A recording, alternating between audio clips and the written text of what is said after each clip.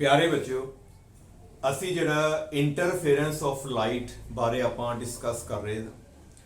Last lecture ਦੇ ਵਿੱਚ ਅਸੀਂ ਕੰਸਟਰਕਟਿਵ ਇੰਟਰਫੇਰੈਂਸ ਤੇ ਡਿਸਟਰਕਟਿਵ ਇੰਟਰਫੇਰੈਂਸ ਦੀਆਂ ਜਿਹੜੀਆਂ ਨੇ ਕੰਡੀਸ਼ਨਸ ਜਿਹੜੀਆਂ ਫੇਸ ਡਿਫਰੈਂਸ ਦੇ ਰੂਪ 'ਚ ਤੇ ਪਾਥ ਡਿਫਰੈਂਸ ਦੇ ਰੂਪ 'ਚ ਆਪਾਂ ਡਰਾਈਵ ਕਰ ਚੁੱਕੇ ਹਾਂ। ਤੇ ਅੱਜ ਦੇ ਲੈਕਚਰ ਦੇ ਵਿੱਚ ਅਸੀਂ ਕੁਝ ਇੰਪੋਰਟੈਂਟ ਜਿਹੜੀ ਹੈ ਡਿਸਕਸ਼ਨਸ ਜਿਹੜੀ ਆਪਾਂ ਕਰਾਂਗੇ। ਕੁਝ ਨਵੇਂ ਜਿਹੜੇ ਫਾਰਮੂਲੇ ਸਾਡੇ ਕੋਲ ਬਣਨਗੇ ਤੇ ਜਿਹੜੇ ਤੁਹਾਡੇ ਜਿਹੜੇ ਡਾਇਰੈਕਟਲੀ ਤੁਸੀਂ ਨੂਮੈਰੀਕਲ ਪ੍ਰੋਬਲਮ ਦੇ ਵਿੱਚ ਜਿਹੜਾ ਹੈ ਉਹਨਾਂ ਨੂੰ ਤੁਸੀਂ ਅਪਲਾਈ ਕਰ ਸਕੋਗੇ। ਆਓ ਇਸ ਨੂੰ ਆਪਾਂ ਸਟਾਰਟ ਕਰਦੇ ਹਾਂ। ਸਾਨੂੰ ਰਿਜ਼ਲਟੈਂਟ ਐਂਪਲੀਟਿਊਡ ਦਾ ਜਿਹੜਾ ਹੈ ਉਹ ਫਾਰਮੂਲਾ ਪਤਾ ਲੱਗ ਚੁੱਕਾ ਹੈ ਕਿ ਜਦੋਂ ਦੋ ਵੇਵਸ ਇੰਟਰਫੇਅਰ ਕਰਦੀਆਂ ਤੇ ਉਹਨਾਂ ਦਾ ਰਿਜ਼ਲਟੈਂਟ ਐਂਪਲੀਟਿਊਡ ਕਿੰਨਾ ਹੈ, a² ਤੇ +b² +2ab ਤੇ ਨਾਲ ਸਾਡੇ ਕੋਲ ਆ ਜਾਏਗਾ cos φ ਤੇ ਨਾਲ ਉੱਪਰ ਸਾਡੇ ਕੋਲ ਕੀ ਹੈਗਾ √। ਸਿਮਿਲਰਲੀ ਰਿਜ਼ਲਟੈਂਟ ਇੰਟੈਂਸਿਟੀ ਦਾ ਫਾਰਮੂਲਾ ਕੀ ਸੀਗਾ ਸਾਡੇ ਕੋਲ I1 I2 2 ਦੇ ਵਿੱਚ ਕੀ ਹੈਗਾ ਸਾਡੇ ਕੋਲ I1 I2 ਤੇ ਸਾਡੇ ਕੋਲ ਕੀ ਹੈਗਾ cos φ। ਇਹ ਚੀਜ਼ ਜਿਹੜੀ ਆਪਾਂ ਨੂੰ ਪਤਾ ਹੈ, ਇਹ ਵੀ ਆਪਾਂ ਡਰਾਈਵ ਕੀਤੀ ਹੈ, ਇਹ ਵੀ ਪਿਛਲੇ ਲੈਕਚਰ ਵਿੱਚ ਡਰਾਈਵ ਕੀਤੀ ਹੈ। ਹਾਂਜੀ ਠੀਕ। आओ जी पहली डिस्कशन जिहड़ी है एम स्टार पहता पहला पॉइंट, जेकर कंस्ट्रक्टिव इंटरफेरेंस है, जे साडी कंस्ट्रक्टिव इंटरफेरेंस है देन आर मिनिमम होना चाहिए कि मिनिमम के मैक्सिमम होना चाहिए। जे कंस्ट्रक्टिव इंटरफेरेंस है तो रिजल्टेंट एंप्लीट्यूड मैं पूछ रहा मिनिमम होना चाहिए कि मैक्सिमम होना चाहिए। कंस्ट्रक्टिव बनना है, ਇਹਦਾ मतलब है कि एंप्लीट्यूड ने ਵਧਣਾ है। फॉर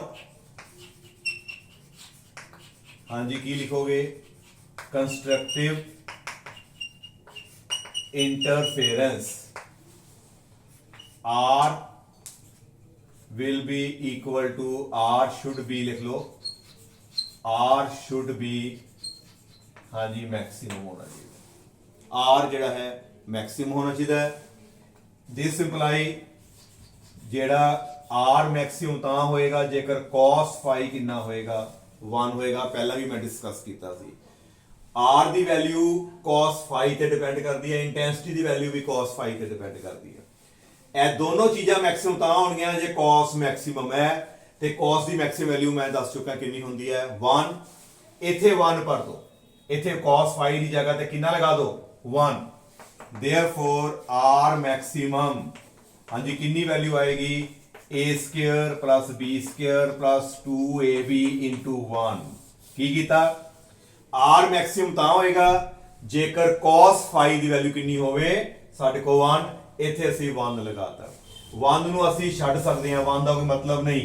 ਇਹਦਾ ਮਤਲਬ ਇੱਥੇ 1 ਨਹੀਂ ਹੈ ਤੇ ਸਾਡੇ ਕੋਲ ਜਿਹੜਾ ਹੈ ਵੈਲਿਊ ਸਾਡੇ ਕੋਲ ਕਿਹੜੀ ਆਏਗੀ, ਇੱਥੇ ਆਪਾਂ ਰੱਬ ਕਰ ਦਿੱਤਾ ਇਹਨੂੰ ਅਸੀਂ 1 and it will be a perfect square। ਇਹ ਸਾਡਾ perfect square ਬਣ ਗਿਆ a² +b² +2ab। now it is equal to a + b the whole square ਤੇ ਉੱਪਰ p ਪੈ ਗਿਆ ਸਾਡੇ ਕੋਲ √। square ਨਾਲ √ cancel, it will be just equal to a + b। it means R maximum the value ਕਿੰਨੀ ਹੁੰਦੀ ਹੈ a + b। R maximum means maximum resultant, it is equal to a + b। ਪਹਿਲੀ ਵੇਵ ਦਾ amplitude ਤੇ ਦੂਸਰੀ wave ਦੇ amplitude ਨੂੰ ਸਿੱਧਾ ਹੀ press ਕਰ ਲੋਗੇ then we will get the maximum resultant। ਇਹ ਫਾਰਮੂਲਾ ਬੜਾ ਇੰਪੋਰਟੈਂਟ ਜੇ, ਇਹਨੂੰ ਯਾਦ ਰੱਖ ਲਓ। ਰਿਜ਼ਲਟੈਂਟ ਜਿਹੜਾ amplitude maximum is equal to a + b। ਠੀਕ। ਜੇ ਅਸੀਂ ਗੱਲ ਕਰੀਏ ਇੰਟੈਂਸਿਟੀ ਦੀ, ਇੱਥੇ ਸਾਈਡ ਤੇ ਕਰ ਲਗਾ, ਧਿਆਨ ਨਾਲ ਦੇਖਣਾ ਹੈ। ਇੰਟੈਂਸਿਟੀ ਕੀ ਹੁੰਦੀ ਹੈ K ਤੇ ਐਂਪਲੀਟਿਊਡ ਦਾ ਸਕੁਅਰ ਹੁੰਦੀ ਹੈ, ਇਹ ਪਤਾ ਹੀ ਹੈ। ਸਕੁਅਰ ਆਫ ਐਂਪਲੀਟਿਊਡ ਤੋਂ ਅਸੀਂ ਇੰਟੈਂਸਿਟੀ ਨਿਕਾਲਦੇ ਹਾਂ ਤੇ ਕਿਹੜੀ ਇੰਟੈਂਸਿਟੀ ਨਿਕਾਲਣੀ ਹੈ, ਮੈਕਸਿਮਮ ਨਿਕਾਲਣੀ ਹੈ। ਤੇ ਇਹਦਾ ਮਤਲਬ ਜੇ ਇੰਟੈਂਸਿਟੀ ਮੈਕਸਿਮਮ ਚਾਹੁੰਦੇ ਹੋ ਤੇ ਐਂਪਲੀਟਿਊਡ ਵੀ ਤੁਹਾਨੂੰ ਮੈਕਸਿਮਮ ਹੀ ਭਰਨਾ ਪਏਗਾ ਤੇ ਇੱਥੇ ਐਂਪਲੀਟਿਊਡ ਮੈਕਸਿਮਮ ਭਰ ਦੋ। ਹਾਂਜੀ ਉੱਪਰ ਕੀ ਕਰ ਦੋਗੇ ਨਾਲ ਸਕੇਅਰ ਕਰ ਦੋਗੇ।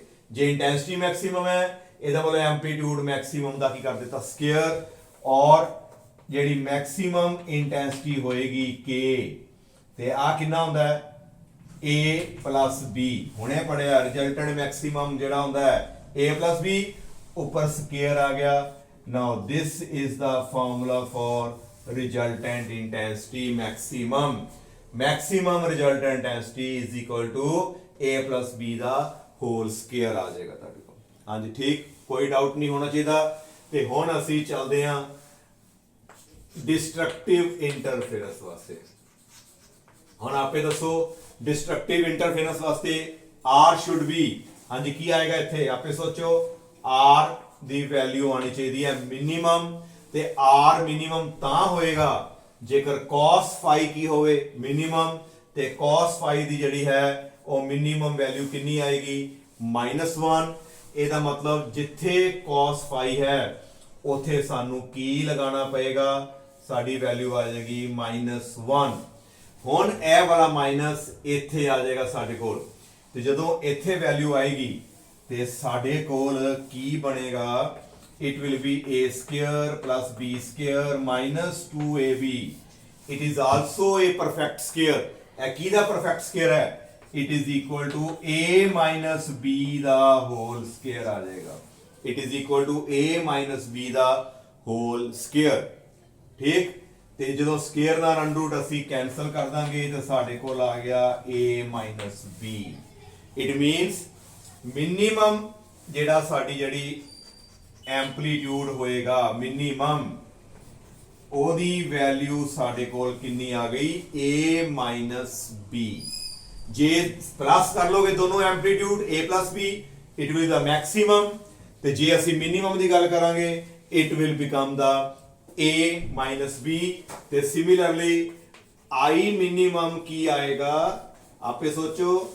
ਜੇ ਮੈਕਸਿਮਮ a plus b ਦਾ ਹੋਲ ਸਕੁਅਰ ਹੈ ਤੇ I minimum ਕਿੰਨਾ ਆਏਗਾ, it will be a minus b ਦਾ ਸਾਡੇ ਕੋਲ ਕੀ ਆ ਜਾਏਗਾ ਹੋਲ ਸਕੁਅਰ ਆ ਜਾਏਗਾ ਸਾਡੇ ਕੋਲ। ਹਾਂਜੀ ਠੀਕ ਹੈ, ਇਹ ਸਾਰੇ ਦੋਨੋਂ ਇੰਪੋਰਟੈਂਟ ਫਾਰਮੂਲੇ ਜਿਹੜੇ ਨੇ ਤੁਸੀਂ ਪਹਿਲਾਂ ਨੂੰ ਯਾਦ ਕਰੋ, ਤੇ ਮੈਂ ਹੁਣ ਇਹਨੂੰ ਰੱਬ ਕਰਕੇ ਇਹ ਦੋਨੋਂ ਫਾਰਮੂਲੇ ਜਿਹੜੇ ਨੇ ਮੈਂ ਇੱਥੇ ਜਿਹੜਾ ਹੈ ਲਿਖਣ ਲੱਗਾ, ਤੇ ਨਾਲ ਦੇ ਨਾਲ ਤੁਸੀਂ ਵੀ ਸੋਚੋ ਤੇ ਨਾਲ ਦੇ ਨਾਲ ਬੋਲੋ, ਤੇ ਨਾਲ ਦੇ ਨਾਲ ਜਿਹੜਾ ਹੈ ਜੇ ਨਹੀਂ ਆਂਦਾ ਤੇ ਤੁਸੀਂ ਨੋਟ ਦੁਬਾਰਾ ਕਰ ਸਕਦੇ ਹੋ। ਠੀਕ ਹੈ, ਹਾਂਜੀ ਪਹਿਲਾਂ ਤਾਂ ਮੈਨੂੰ ਦੱਸੋ R ਦਾ ਫਾਰਮੂਲਾ ਯਾਦ ਹੈ ਤੇ ਬੋਲੋ। R the formula a square plus b square plus 2ab cos phi ਤੇ ਉੱਤੇ ਹੈਗਾ ਜੇ ਅੰਡਰ ਰੂਟ।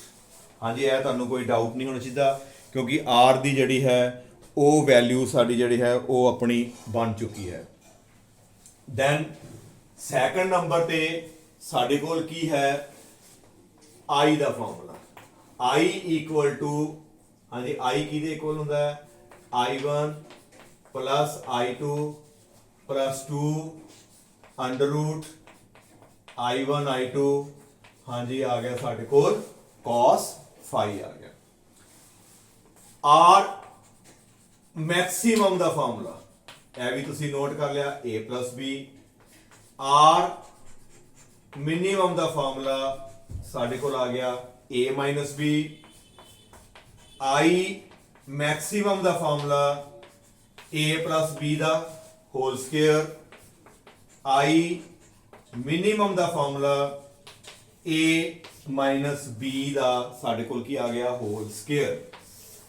ਤੇ ਜੇਕਰ ਅਸੀਂ ਪੁੱਛੀਏ ਕਿ I ਮੈਕਸਿਮਮ ਨੂੰ I ਮਿਨੀਮਮ ਦੇ ਨਾਲ ਡਿਵਾਈਡ ਕਰ ਦਈਏ, I ਮੈਕਸਿਮਮ ਨੂੰ I ਮਿਨੀਮਮ ਦੇ ਨਾਲ ਡਿਵਾਈਡ ਕਰਾਂਗੇ ਤੇ ਸਾਡੇ ਕੋਲ ਕੀ ਆਏਗਾ a plus b ਦਾ whole square divided by a minus b ਦਾ ਹੋਲ ਸਕੁਅਰ। ਇੱਥੇ ਵੈਸੇ ਨਾਲ ਲੱਗਦਾ ਹੈ k, ਤੇ ਜੇ ਇੱਥੇ k ਹੈ ਤੇ ਜਦੋਂ ਡਿਵਾਈਡ ਕਰੋਗੇ ਤੇ k ਨਾਲ k ਕੀ ਹੋ ਜਾਏਗਾ ਸਾਡੇ ਕੋਲ ਕੈਂਸਲ ਹੋ ਜਾਏਗਾ। ਠੀਕ ਹੈ, ਇਹ ਕੁਝ ਇੰਪੋਰਟੈਂਟ ਫਾਰਮੂਲੇ ਨੇ, ਇਹਨਾਂ ਨੂੰ ਜਿਹੜਾ ਹੈ ਤੁਸੀਂ ਧਿਆਨ ਨਾਲ ਕਰਨਾ ਹੈ।